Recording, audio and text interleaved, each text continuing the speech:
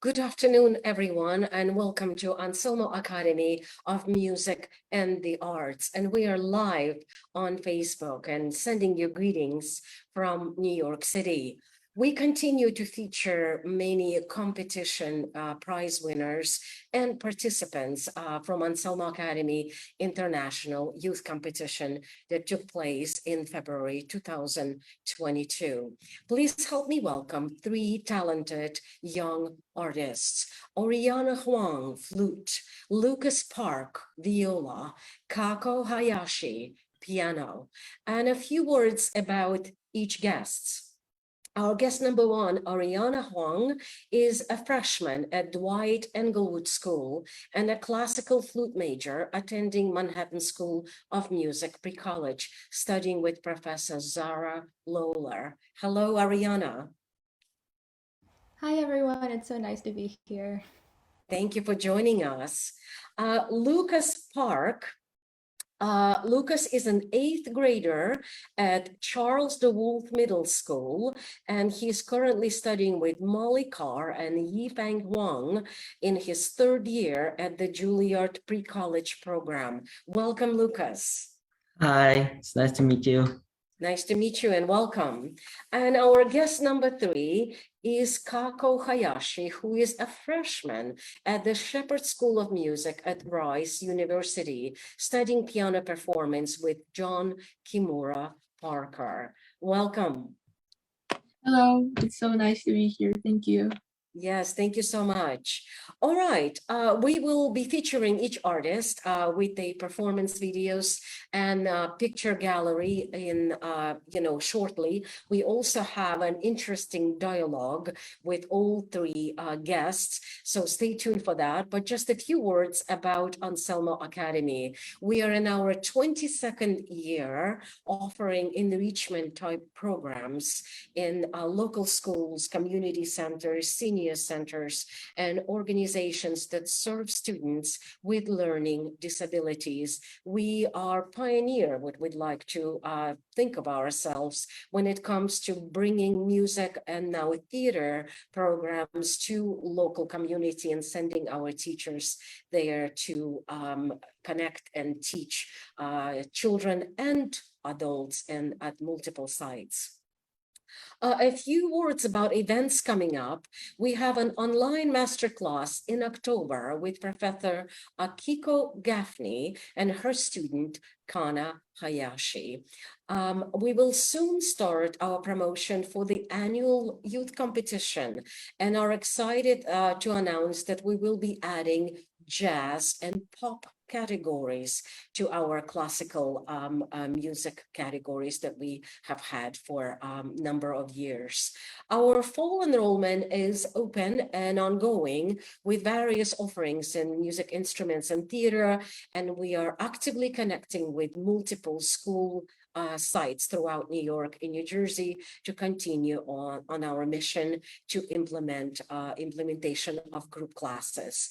Please subscribe to our YouTube channel, TikTok, and other social media platforms. Comment and write to us with any suggestions on agenda or topics that you'd like for us to feature. We hope you enjoy our program today.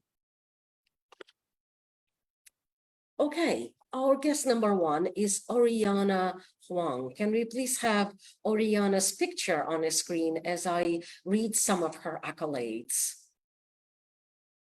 Wonderful, thank you. Oriana has had a passion for music since she was 5 years old. She demanded that her parents sign her up for piano lessons. At age 6, she started learning ukulele, but then her primary instrument has become flute starting from age 10. In 2018, Oriana studied with Miss Wendy Stern at the Thurnauer School of Music and joined the flute choir there as well. She performed in numerous studio recitals and charity concerts, such as the Sing for Hope concerts. She was also selected for masterclass with Dr. Bar Feller at the 2020 Suzuki Association of America conference. In 2020, she was accepted into Manhattan School of Music pre-college as a classical flute major. She has gotten named to the Dean's List every year since she was accepted and performed in a number of honors recitals. She is prize winner at multiple competitions. I'm just going to name a few. In 2022, she was a third prize winner of the National Flute Association Junior Soloist Competition. She was also awarded third prize in the American Virtuoso International Music Competition, and she is a three-time recipient of the New York Flute Club Competition Blue Ribbon for 2020 and 2021. Okay, moving on. She has made her Carnegie debut in the summer of 2022, performing both piano and flute, and she will perform there again in the summer of 2023 as a result of her prize in the American Virtuoso International Music Competition. She has also participated in a masterclass with Mr. Alberto Almarza, the Associate Teaching Professor of Flute at Carnegie Mellon University. Besides flute and piano, Oriana is extremely passionate about songwriting and writing in general, and we'll talk to Oriana shortly. Okay, we are going to now play Oriana's video, first video, which is Quartz Concerto in G major. Take a look.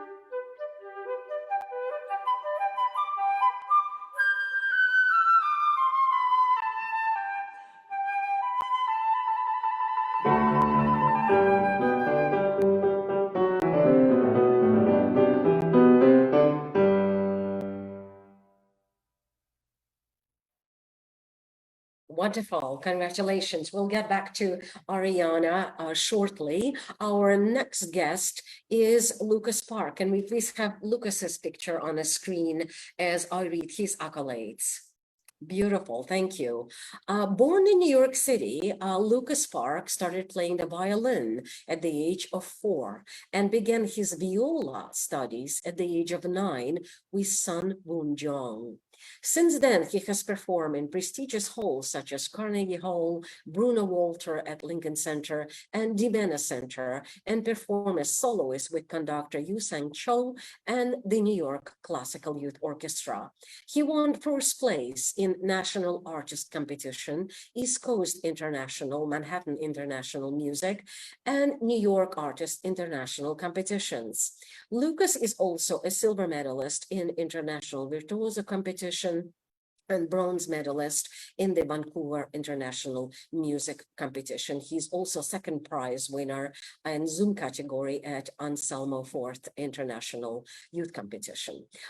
He serves as principal violist at the New York Classical Youth Orchestra and Juilliard Pre-College String Orchestra. Recently, he participated in fundraising concert for sending musical instruments to children in Africa. Wonderful.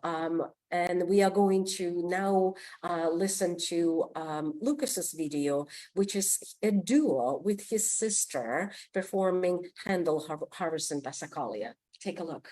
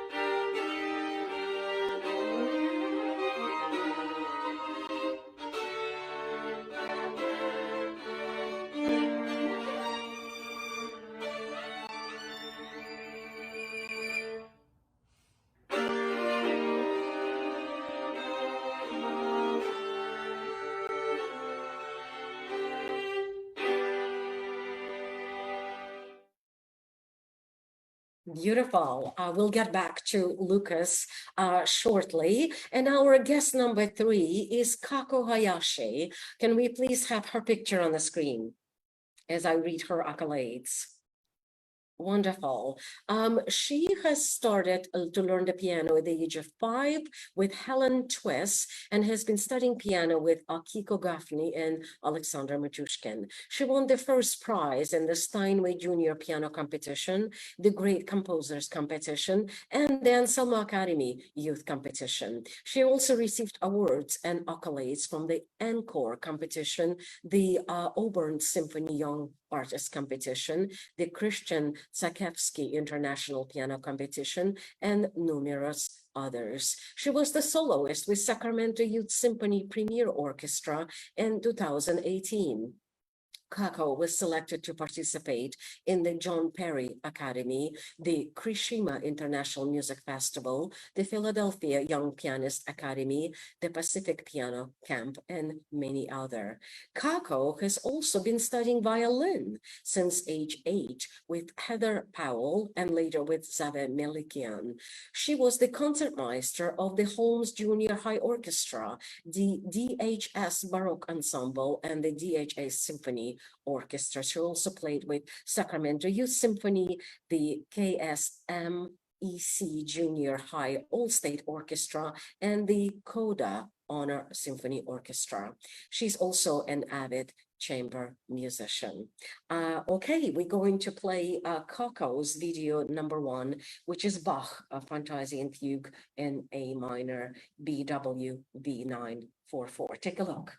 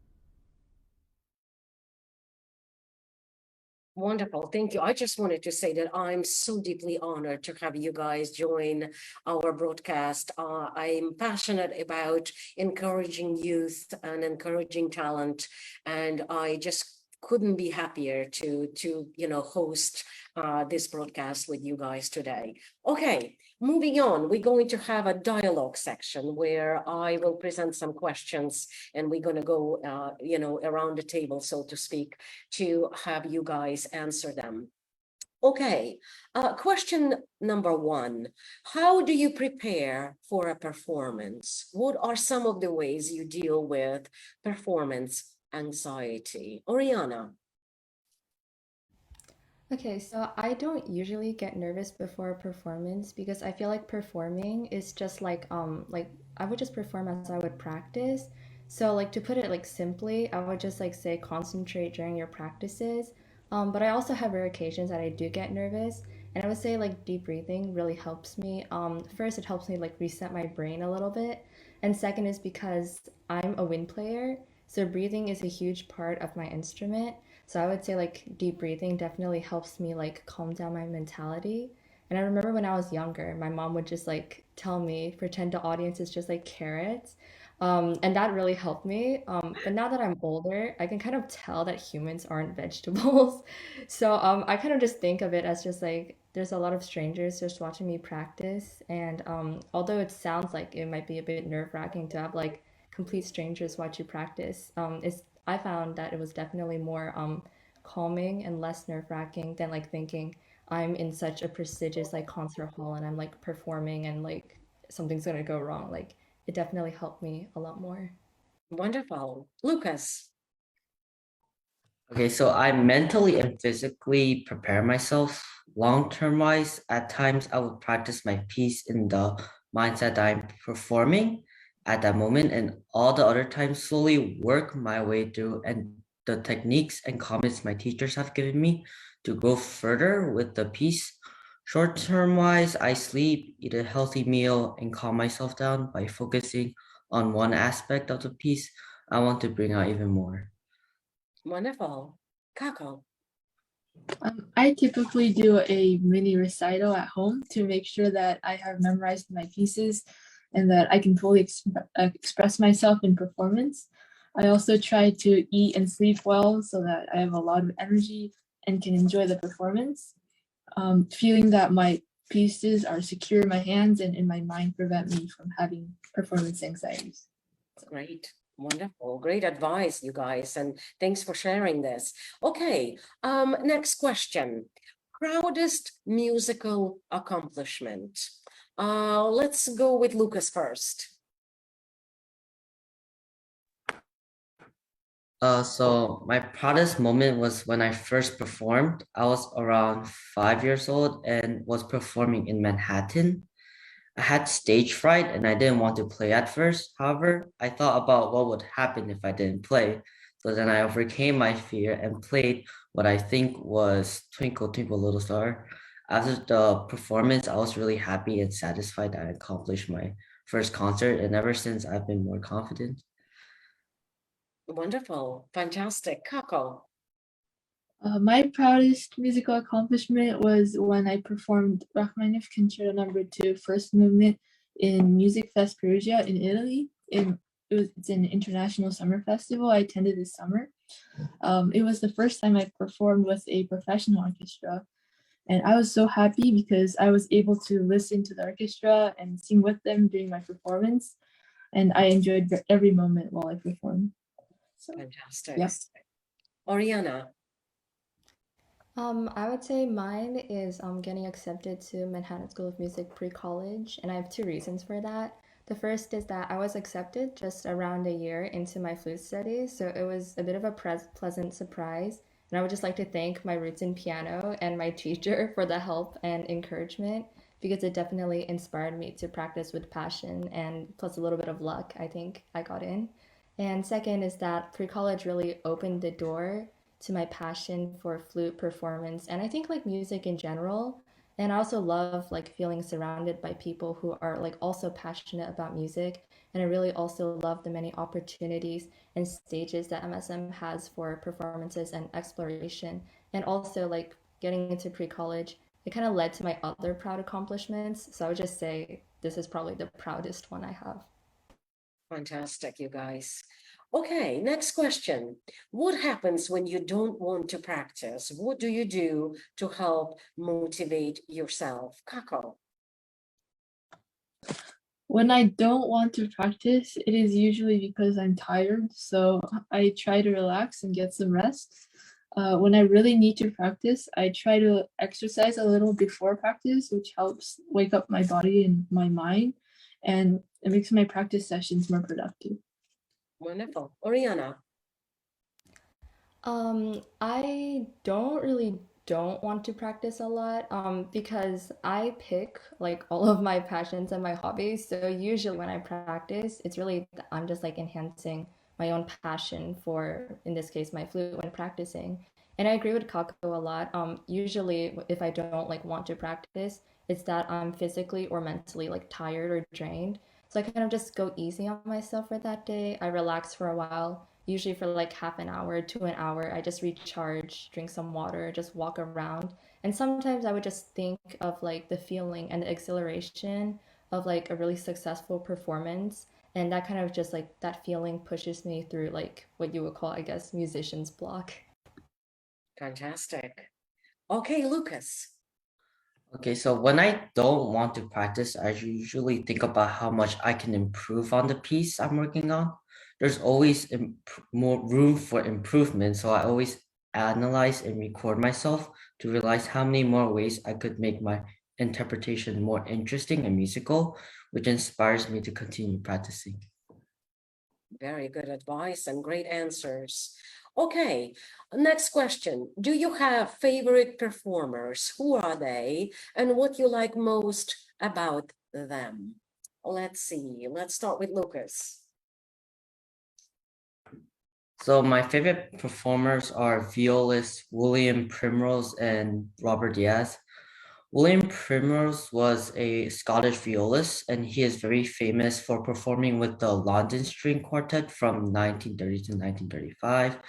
He then later joined the NBC and Symphony Orchestra, where he formed his own quartet, the Primrose Quartet.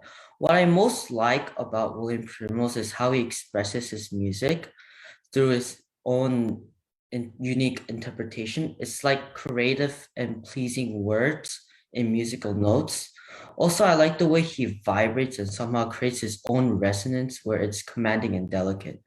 Robert Diaz, similar to that of William Primrose, is very elegant and expresses his tone colors very well. However, what I most like about Robert Diaz is how he could change his demeanor very quickly. So, for instance, he could start out warm and welcoming, and then he could become very strong and exacting. Wonderful. Thank you. Oriana. I have a lot of favorite performers. For example, Sir James Galway, Emmanuel Pahud, Carol Winsons, and Jasmine Choi. I actually met Miss Winsons at the New York Flute Club 100-year performance on Governor's Island, I think like 2 or 3 years ago. And then we just chatted a little bit. And I also really like Jasmine Choi. I feel like her technique adds like a lot of like spice into her performance, and her musicality and like her performing style are like extremely charismatic and really appeal to me. And I also have to say that like Jasmine's, a lot of it is because she's the first major flutist that I've like seen besides my teacher, and it was only around like 2 months after I started like studying the flute, and I attended her master class in the audience, and I just loved her style and aura on stage. And then like that kind of like that meeting really made me feel like, oh, I have to like play flute because I want to be like her. And then the second time we met was at the convention for the National Flute Association in Chicago this summer. It was at the closing gala, and it was the award ceremony for the competitions, for the junior soloist competition. That was the one I was in. And then I watched her perform live, and we also chatted, and I also got a photo with her. So yeah. Wonderful. Thanks for sharing. Okay, Kako. One of my favorite performer is Yevgeny Kissin. When I was 10, I went to his concert for the first time, and I still vividly remember how majestic and poetic his performance was. And I fell in love with his performance. And this concert made me realize how powerful music can be. Another performer I like is Maxim Bengrove. He's a violinist, and I've never been to his concerts, but I listen to him on YouTube, and his performances are always exciting and lively, and he always makes like a storyline within each piece. And I hope to like become a musician like him. So yeah. Wonderful. Thanks for sharing, you guys. Okay, now complex question. With inclusivity in terms of the pieces and composers becoming an increasingly important aspect of music, how does this contribute to your experiences as a musician? Oriana. I would say that inclusivity in music is really important, as music is like also a major aspect of cultures around the world. So inclusivity in music is also a way to learn about other cultures in like the form of music. And I would say that like it's similar to like including having like diversity in like school life or like communities in general. You can learn a lot about other cultures and other people just through the form of music. So I think it's definitely really important. Fantastic answer. Lucas. So I think it has always been an important aspect of music, with our generation becoming more aware of these facts. Helps me in my studies and performance experience to understand where my piece comes from, not only from its own history, but in the context of others. Wonderful. Kako. I've played pieces by female composers such as Cecile Chaminade and Clara Schumann, and this made me realize that there are so many great pieces by female composers, although their voices were rarely heard throughout history. And so I now want to perform more of their lesser known great pieces so that more people can appreciate their voices and look into their feelings, thoughts, and inner souls. Wonderful. Thank you, guys. Okay, next question. With our lives becoming more busy and chaotic than ever, how do you slow down and find motivation to practice and play music? Lucas. So I actually find a comfort in music in which it helps me take my mind off distractions, work from school, and gives me a space to let my creative side free. I'm also grateful for the peace and the excitement it offers me. Fantastic. Oriana. I think the main cause of like the busyness and chaos in my life as of now is definitely my experience just entering high school and homework for me. So I think like I definitely am like exercising like better time management so I can have more time to practice. And I agree with Lucas, like music is like a form of like relaxation and it's definitely easier than doing my homework, like compared to doing my homework. So I would say that it's kind of like killing two birds with one stone. Like I'm practicing my instrument and I'm also like relaxing and clearing my mind at the same time. Wow, great answer. Kako. Uh, for me, it's usually less chaotic in the morning. So I practice in the morning every day. And by doing so, my mind is set to music for the rest of the day. So it makes my practice time more efficient and productive. Great, fantastic. Okay, and the last question. Maybe that's a little, too much to ask, but just curious. Where do you see yourself in 5 years? Kako. In 5 years, I will still be studying and playing piano, and I will have learned much more repertoire in greater depth and learn many styles of classical music. Yeah. Wonderful. Oriana. In 5 years, I'll be in the beginning of my college journey, and I hope to be embarking on like a journey to like a career that somehow combines like music, literature, and performance together, because those are my passions. Maybe like songwriting or being a music critic. But I mean, a lot can change in 5 years, and I have a lot of other interests, so it can always change. But that's what I kind of have my mindset on as of now. Wonderful. Lucas. So in 5 years, I hope to have grown even closer with my instrument and become more fluent in creating the music I love. I also hope I become a great violist. Wonderful. Thanks so much, guys, for joining me in the dialogue part. We're now going to go back to Oriana, and we're going to have a bit of a conversation with Oriana, gallery, and another video. So please, stick around. Okay, Oriana. Tell us a little bit from your bio. All the questions are coming to you from the bio that you've submitted. Tell me a little bit about Sing for Hope charity. What is it about? So it's an organization that provides like charity concerts. So they would like it's like a mission to spread music, classical music to like different people. It also has like pop music. So the one I performed in was in 2018, 2019, and it was in Port Authority bus station, train station in Times Square, Manhattan. And then I traveled there with my flute choir, and then we just performed a lot of flute pieces for all the people that were getting off work and they were going back and forth from work to their homes in the train station. And I just felt like I felt really nice doing that because I was providing music and relaxation, hopefully. for the people who were traveling in the bus station. So yeah, it's like a big charity concert organization that I participated in.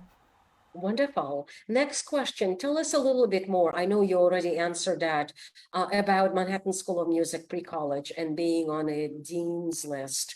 Tell us what it is to be on a dean's list. What is the prerequisite? What do you need to do? But for those of Yeah, us who don't know. Mhm.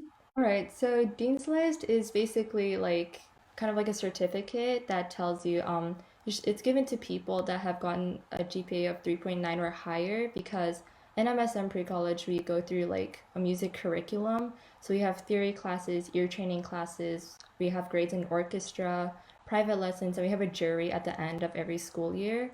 And like we also have other electives, but your GPA, if it's 3.9 or higher, you get named to the dean's list. And getting named to the dean's list, it also kind of enables you to participate in the honors recitals and some other opportunities MSM offers. Wonderful. Congratulations on that. Thank you. Next question. Tell us a little bit about your Carnegie Hall debut. All right, so my Carnegie Hall debut was very special to me. Number one, it's Carnegie, it's Well Hall, so like I was really excited. And number two, it was actually the performance date was coincidentally also my 14th birthday. So my parents would often tease me and be like, "That's a self-earned birthday present." I'm like, "It is," and then I have to say it's probably like really probably the best birthday present I've ever gotten, and because I did it for myself. Sorry, mom and dad. I love your presents too, but this one's definitely like the best one. And Carnegie debut was I was like, there was one of the rare performances that I actually felt a little bit nervous for. I guess it was also because it was such like a huge, like in such a huge space, and it was the first time I ever performed there, so I definitely felt a little bit nervous. But after I performed, because I performed both piano and flute, so I went piano first. So after I performed the piano, I kind of got used to the acoustics and the audience, and I was definitely calmer for my flute performance. Wonderful. Thanks for sharing. And lastly, tell us about songwriting. So, songwriting. So in MSM, pre-college, our theory classes it's not like talking about like minor like scales, although we do talk about it. It's mostly in theory one we talk about that. But starting in theory two and going farther into three, four, five, and more, it's mostly about counterpoint and composing. So it just kind of gets more rigorous every level. So I kind of got introduced to it kind of as soon as I got into the pre-college program because I started in level two. So I kind of started with counterpoint, and I listened to a lot of music, classical and pop. So I always like marvel at the fact that like so many people can create such beautiful music. I'm just like I want to do that too. So like kind of like when I have time, sometimes when I'm on the piano, I'll just like kind of like play a few chords, play a few notes, and if they string up like a good like kind of sounding melody or harmony, I just like open voice memos and kind of record it so like I don't forget it. So I have like a ton of like random voice memos on my iPad and phone right now. But yeah, songwriting is like a big passion of mine for now. It really helps take my mind off of things in my life. Wonderful. We're now going to go to your gallery. And as we go through your pictures, simply share, who you're with or what was special about that particular moment. All Let's right. the gallery. Okay, so this photo is from like in the winter. So it's me and my current flute teacher. We were performing outside for Bach in the subways, but as you can see, I'm not in the subway because of the pandemic, so I did not go into the subways. I was in a park next to the subways. And what I did not expect was that it was super cold that day. It snowed, which was really unfortunate for my hands and my flute. And as you can see, my flute teacher actually smartly brought gloves. But I did play a Bach by Dina Reed that day with my teacher, and it was a really memorable experience for me. It was really the first time I played like in nature, kind of like outside. And the coldness was definitely a bit of a bitter reminder, but it was really fun.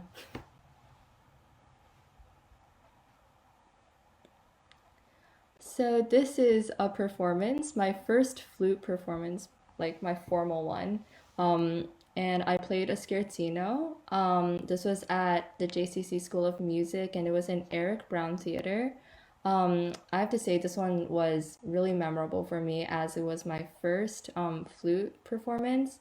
So I did make a lot of good memories from this one. This is a photo from my Carnegie debut. It was my piano performance, which I did before my flute. And it was on my birthday, and I played a Chopin waltz in B minor. I was definitely a bit nervous when I first went on stage, and I think I bowed slightly in the wrong spot. I think I went a little bit more to the right than I should have, but it was really like my first ever time performing Carnegie. So I have to say it was like really exciting for me. And this is same day, also in Weil Hall, and it was my flute performance. I was definitely less nervous, and I still bowed in the wrong spot, which was really unfortunate. But I played a Chaminade serenade, and I have to say I had a really good time playing. The acoustics there were like really, really good, and it was like a one of a kind experience, and I will definitely never forget this performance. This is me meeting my first flute teacher for the first time.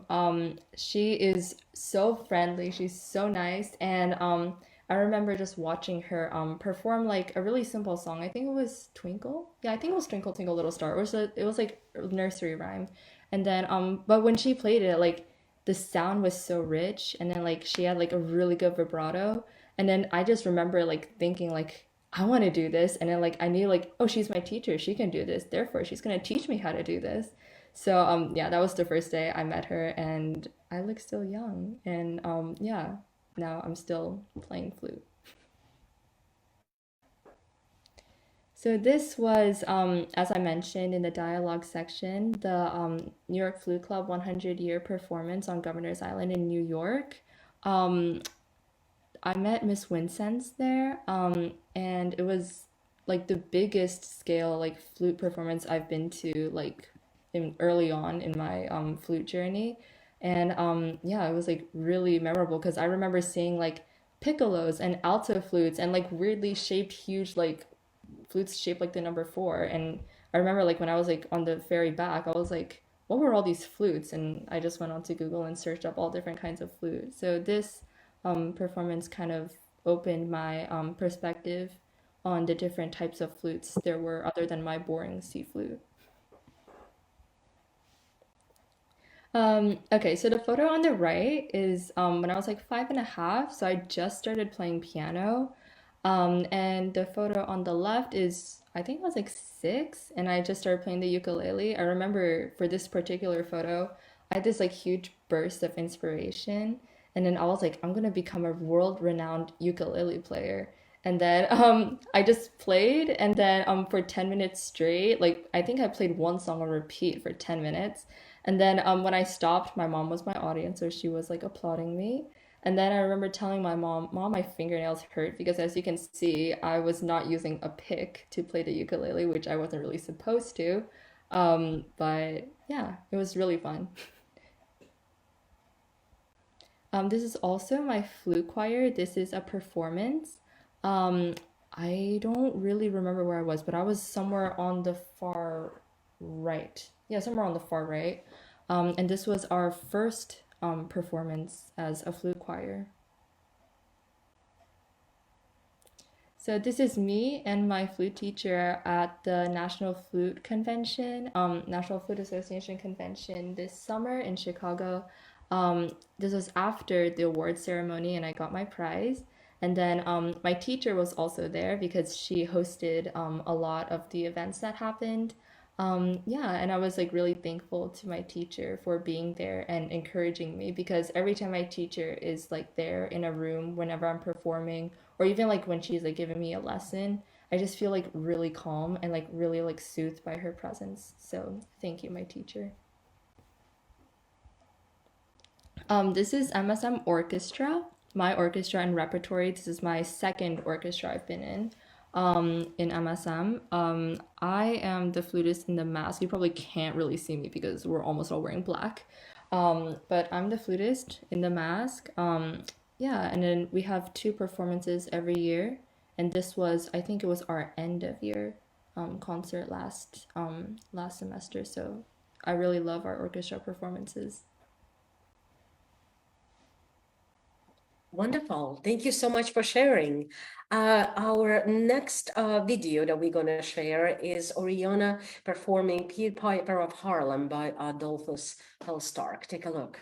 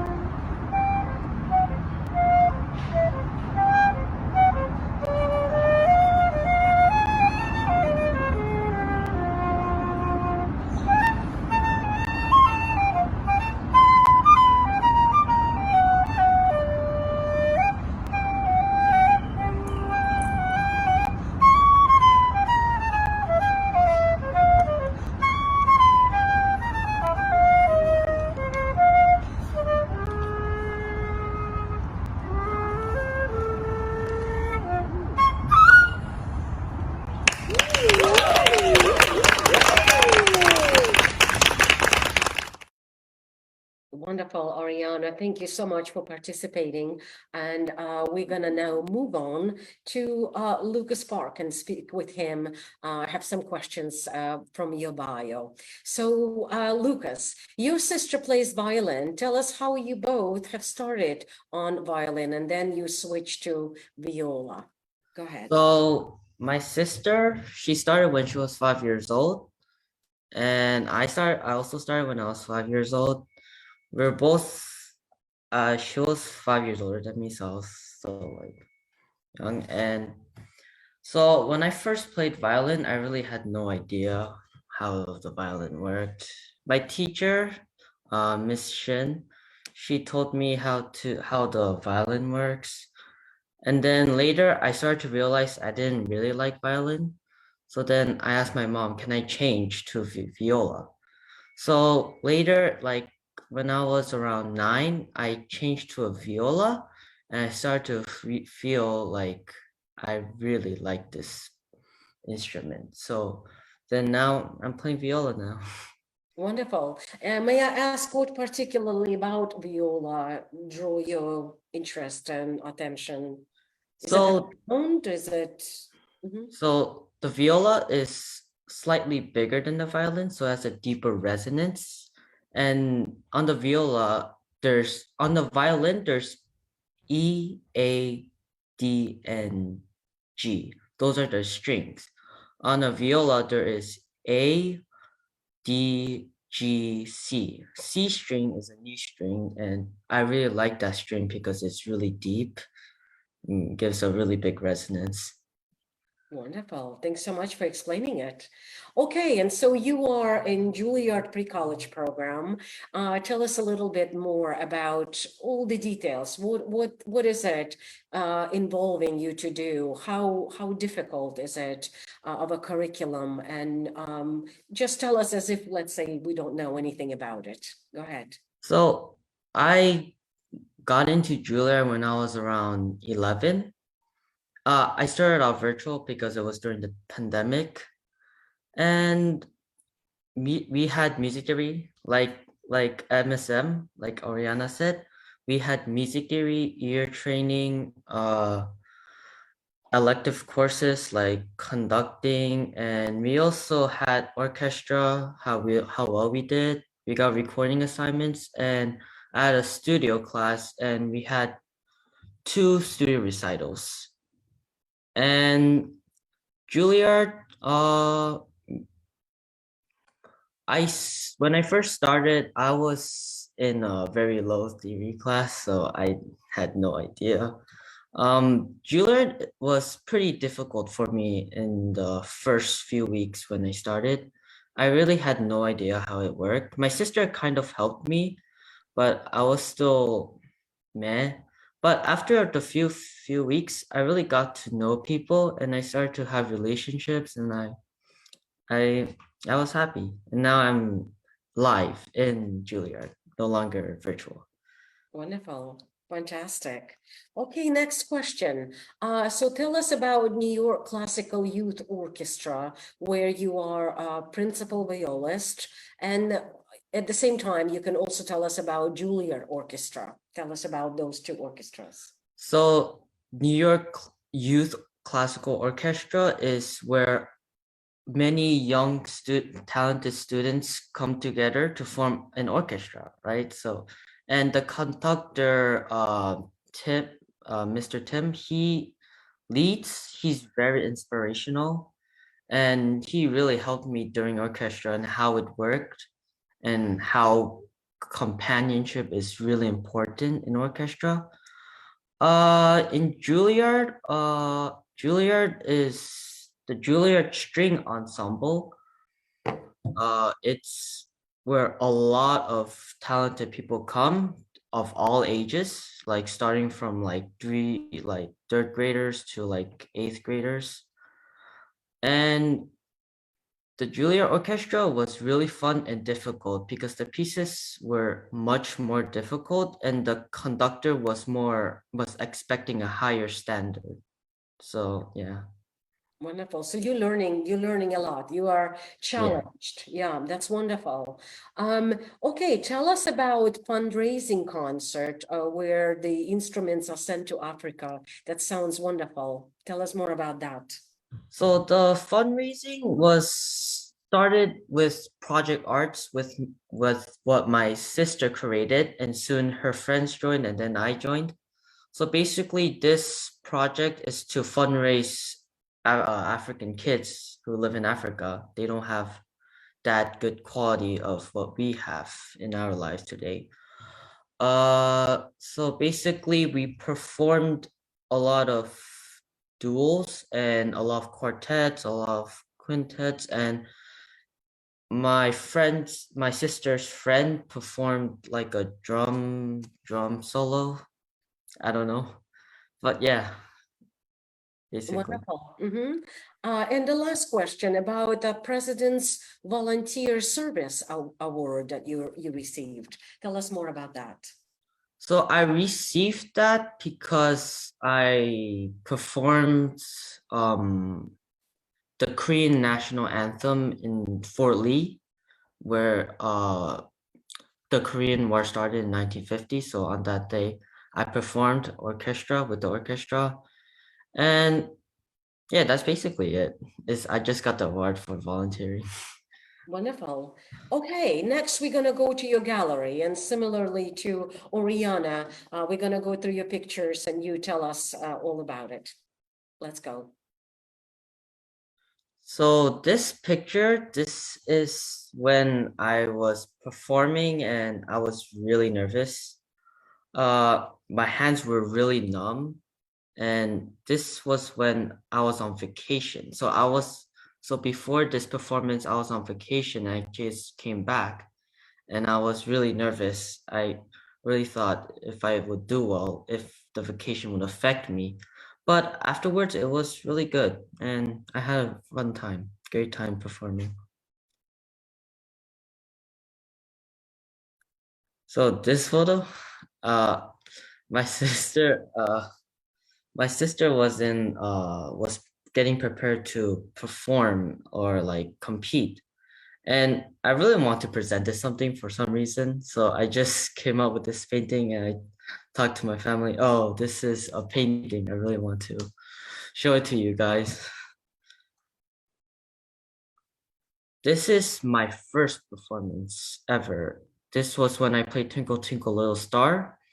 The pianist Simon Jung, Mr. Jung, he accompanied me, and I had honestly the first time was actually pretty good, and I had a fun time.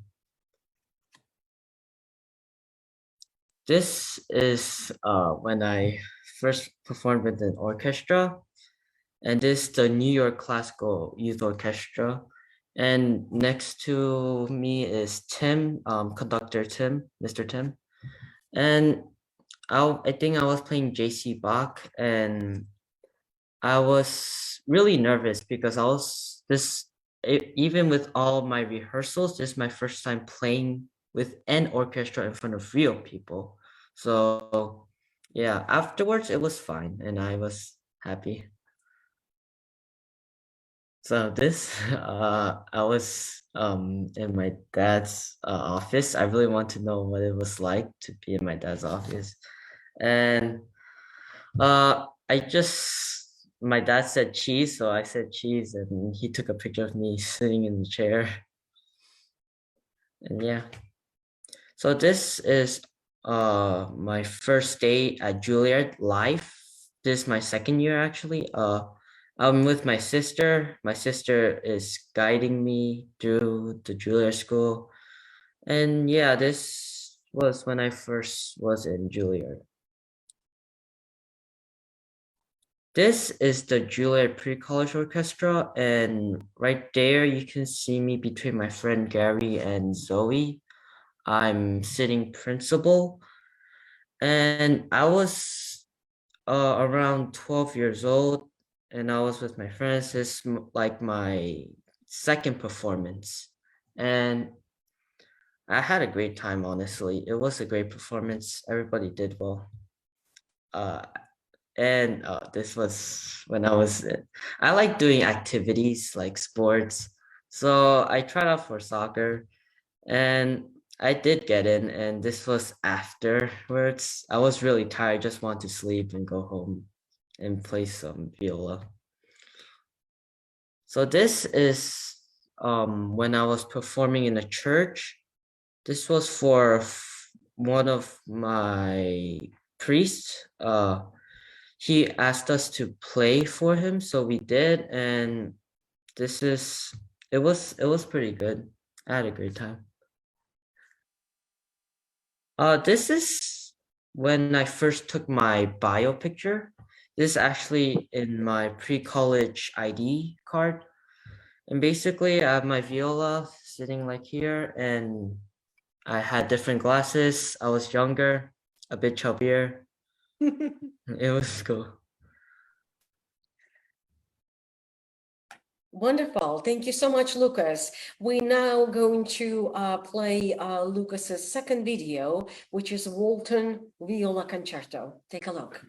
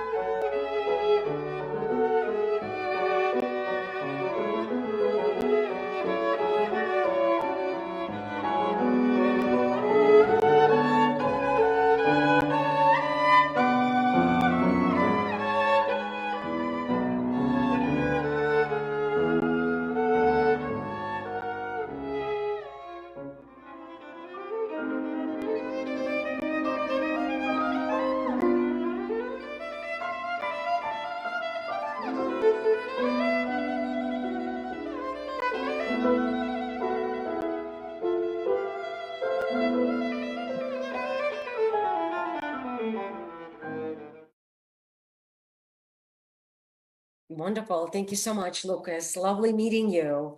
Okay, we're now moving on to Kako. We're going to speak with her about her bio and you know, basically story of her musical journey. So tell us about first about how did you get started on the piano? What inspired you? Was it your parents that made you anything like that? Okay, I started when I was 5. So, in the beginning, we had in my house an electric keyboard, and I always my dad used to learn a little bit of piano, so he would play "A la Turca" by Mozart, and then he would show it to me, and then I tried to do the same thing, but I couldn't. And that really made me want to learn the piano so that I could create music like him. And yeah, I would always like play with one finger, just like play random notes, and it was really fun for me. So I and okay, yeah, and then my parents noticed that I had interest in music, so I think they found a piano teacher for me so that I can start lessons. And so now you basically on your journey to becoming a professional, first year of college. Mhm. So tell us maybe a little bit about when did you know that you're going to pursue music degree as a professional? Mhm. So I've always had like a general idea that I wanted to do music in my life, and I would want to like continue playing piano and get better at piano. But it was actually in high school when I really felt like I wanted to become a concert pianist, and um uh, one of my teachers, Professor Matiskin, really had a big impact on my decision about that, because um, he showed me so many. He opened my mind to like various ways of producing various colors, like many different sounds, and he introduced me to uh, like the musical world, the professional music world. His lessons were always so interesting, and really every lesson really inspired me and made me want to learn more about music, get better at piano, and become a pianist that can connect with the audience. And yeah.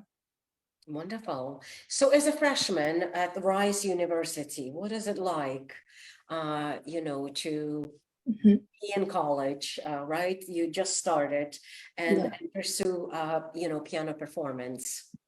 Oh yeah, I'm really enjoying my time here at Rice so far. It's everybody's so friendly and nice and supportive.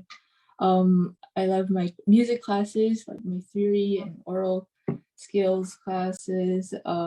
They really help me see music from a bigger perspective. I started taking like a German class because like I thought that would like help me with music, and I've always wanted to learn German. So, and it's very fun. Um, and yeah, and I love my studio teacher also. He's such a great teacher. He's very nice, and he teaches in a very clear, organized way. So I feel, it makes me really feel reassured, and I'm really excited to get better at piano here and grow as a person also. Yeah. Great, fantastic. So because you also play violin, tell us a little bit about that. And do you still do? Um, so I started violin when I was 8, and um, I remember this more because I was a little older than when I started piano. Um, I listened to Mendelssohn Concerto, now in E minor, and it was so beautiful. And I really fell in love with the violin sound and how it was similar to uh, like a human voice. It really like touched my heart. So I started lessons. I asked my parents so that I can start violin lessons, and yeah, I still play. although I'm focusing more on piano now, I still play. Sometimes I still have my violin here, and yeah, I hope to still continue playing violin.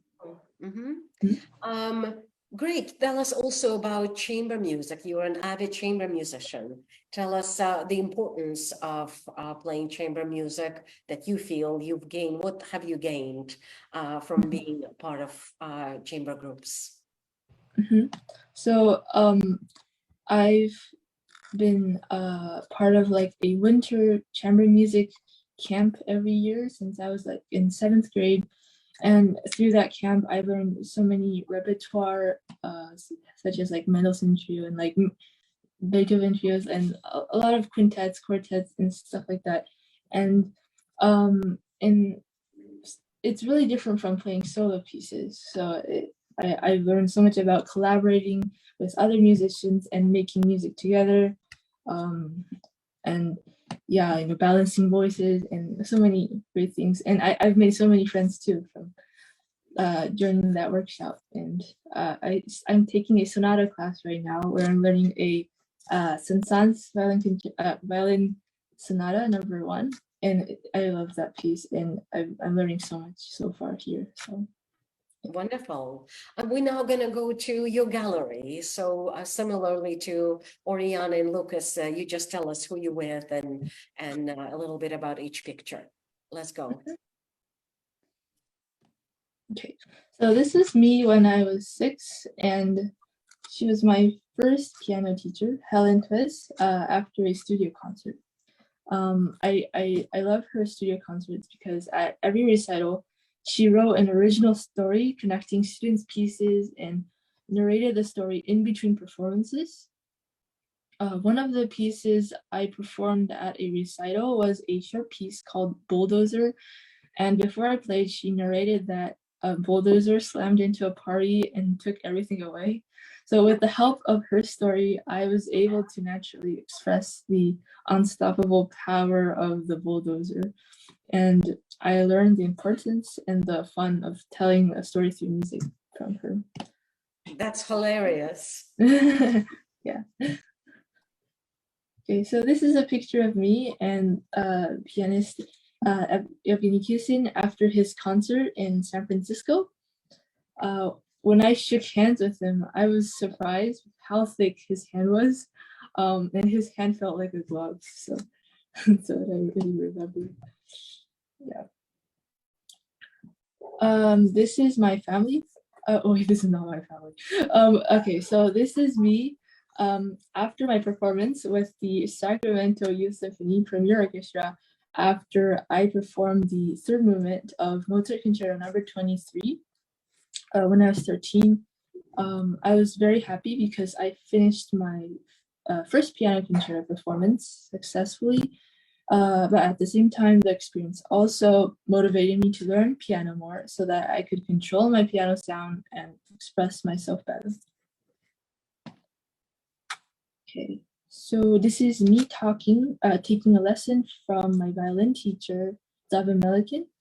He was the concert master of San Francisco Opera and taught at San Francisco Pre-College. He's now 93 years old. He has had a great impact on my life with his energy and passion for music. He's such an amazing teacher and has given me great inspiration. Beautiful. Okay, this is me performing Mendelssohn Trio Number 1 with my high school peers. So this is like one of the concerts from the Winter Chamber Music Workshop. And I was coached by Miss Susan Lam Cook every year, where I learned many chamber music repertoire. And I've had so many great memories performing with them.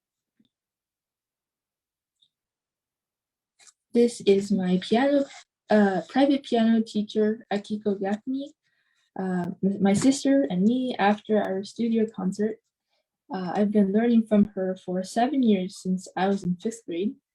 She has always been caring and has taught me so many things, such as listening to each sound and creating different colors and textures and shaping phrases. Pause on that picture please. And we are going to have your teacher, Miss Akiko, and your sister in a master class coming up in October.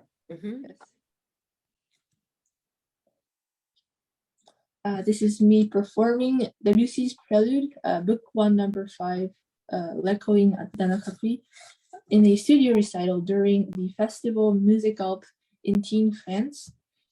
The festival was very inspiring to me because after 1.5 years of the pandemic, I met many unique pianists from all over the world who had their own individual styles, and it really inspired me.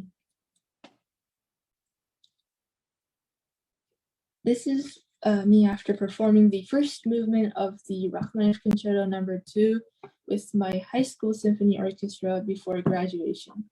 And it was very special for me because it was my last performance with the school orchestra. I had been playing for 6 years under Director Moreno, and I was really happy to be able to perform with my friends. This is me with my another private teacher, Alexander Matuskin, a professor at Manhattan School of Music, and my studio mate, Adam, during the Music Fest Perugia this summer. He taught me a variety of musical styles and again opened my eyes to the unlimited possibilities with the piano sound. And he really inspired me to pursue becoming a professional concert pianist. Amazing. Okay, so this is me with my professor, Dr. John Kimura Parker, and his other students at the Shepherd School of Music at Rice. This was when Dr. Parker, who is standing to the right of me, hosted a studio party in August. I had a good time at the party, and he shared with us many cool stories behind his concert performances. I've been really enjoying learning from him so far, and I'm excited to learn more. Beautiful. Fantastic. Thank you so much, Kako. And last but not least, we have your video number 2, which is Rachmaninoff Concerto No. 2. Take a look.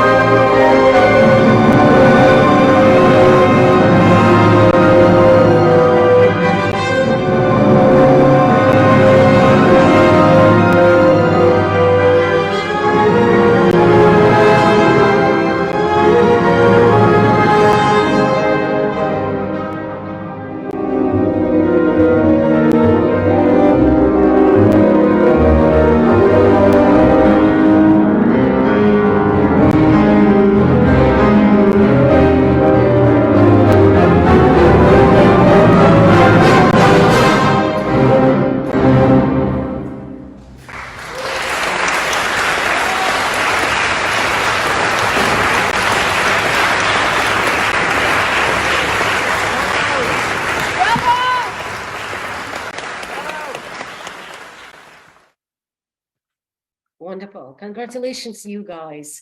And as I said earlier, it's such an honor for me to talk to you and you share your most important moments in your life. And I wish you all the success on your musical journey and more. Thanks so much for participating.